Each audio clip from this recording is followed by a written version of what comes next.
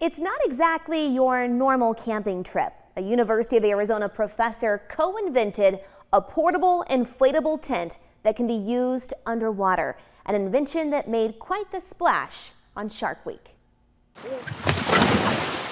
It's dubbed the Ocean Space Habitat. This isn't your average family camping trip.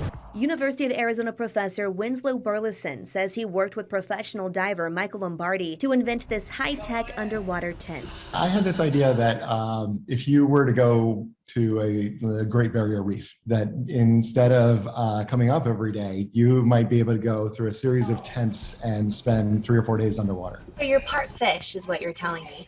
Yes, yeah, I love water. When I was swimming before I could walk. This habitat can be set up in remote locations using anchors to hold it in place.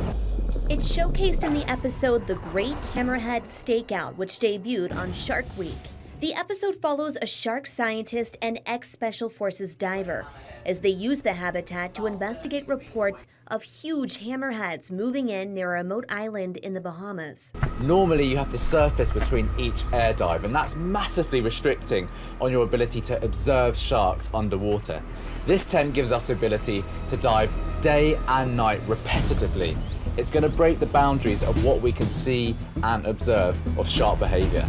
What is unique about the tent in Shark Week is that we have the integrated rebreather technology that's scrubbing the CO2 out of the air and adding a small amount of oxygen back into the air so that it can support the 2 individuals for the 10 hours that they're underwater. Burleson says their work isn't done. We hope to build this into stations and have many different formats for the tent, ranging from a backpack tent to something that is actually a major station underwater that multiple people could use on a full-time basis.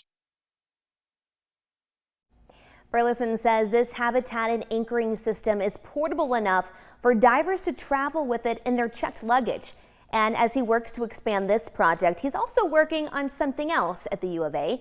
He hopes to create an underwater hockey club, and he's recruiting players.